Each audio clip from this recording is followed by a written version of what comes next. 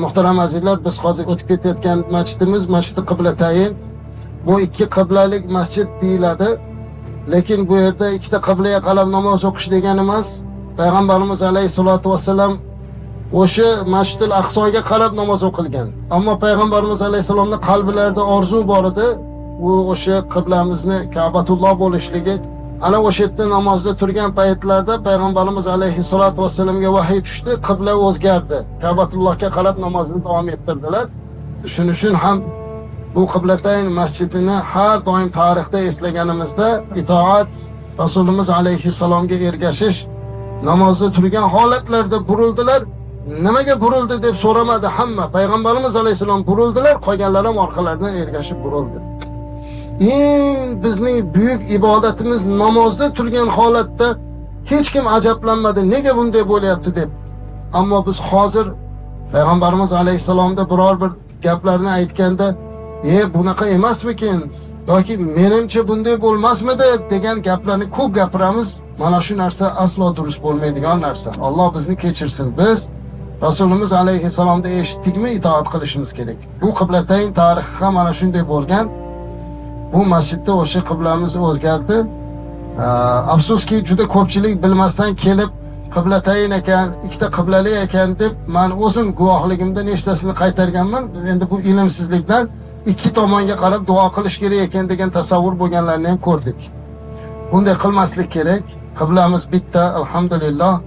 Rasulimiz alayhisolatu vassalamning orzulari, ummatning orzusi amalga oshib, mana 14 asrdan ziyod bo'ldiki, Ka'batullohga qarab, Makka Mukarramaga qarab namoz o'qib ibodat qilib kelyapmiz.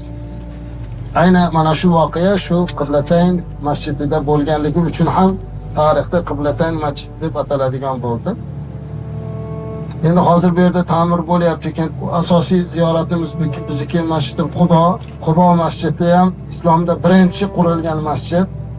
Payg'ambarimiz alayhisolatu vassalam Makka Mukarramadan Madina Munavvaraga hijrat qilib kelganlarida mana shu Qubo hududiga kelib shu yerda turib qoldilar va birinchi bo'lib mana shu masjidni qurdilar. Bu islom tarixida birinchi qurilgan masjid. Bu Ka'batulloh, bu bizning qiblamiz, bu yerdagi haram masjidimiz albatta bu butun insoniyat uchun ulug' bir masjid bo'lsa, islom tarixida Payg'ambarimiz alayhisalom ishtirokida qurilgan birinchi masjid mana shu Masjidul Qubo bo'ladi. Sisolat taqvo deb zikr qilinadi. Taqvo ustiga qurilgan. Shuning uchun ham Rasulimiz alayhisolatu vasallam man bana masjidan, kim bir masjid qursa Alloh unga jannatda qasr bino qiladi deb aytdilar yoki baytan yoki uy qurib beradi dedilar. Chunki islomda mana shu birinchi qurilish bu masjiddan boshlandi. Mo'min banda masjidga kirganda xuddi bir baliq suvga tushgandek o'zini rohatlantirib qolar ekan. Qubo masjidi azizlar o'z davrida kichkinagina bir masjid bo'lgan. Hozir borib ko'rasizlar, endi o'zgarib ketdi bu. Hazrat Umar radhiyallohu anhudek bo'ylari uzunroq odam kirsa, qo'llarini yuqoriga ko'tarsa tegardilar. Lekin yillar o'tib sahobalar bu masjidni eslab yig'lardilar. Bir paytlar Hazrat Umar radhiyallohu anhu Abu Dardo radhiyallohu anhu bilan ko'rishib qolgan ekanlar. Yillar o'tib bir hujrada o'tirib, esingizdami Qubo masjidi deb ikkalasi rosa Quboni eslab yig'lagan ekanlar. Chunki bu Qubo fayz edi, barakot edi. Bu yerda Payg'ambarimiz alayhisalom va sahobalar birinchi qurilgan masjidda namoz o'qirdilar.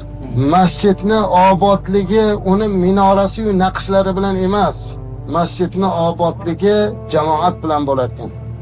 Agar masjid har qancha obod bo'lib, chiroyli qurilib, naqshkor bo'lib, tillo naqshlar bilan bezatilgan bo'lsa-da, agar unda jamoat bo'lmasa, bu dunyodagi eng g'arib masjid bo'lar ekan.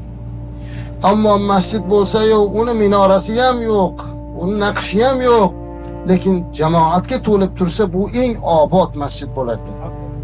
Masjidul Qubo tarixdagi eng birinchi obod masjidlardan, eng fayzli masjidlardan edi.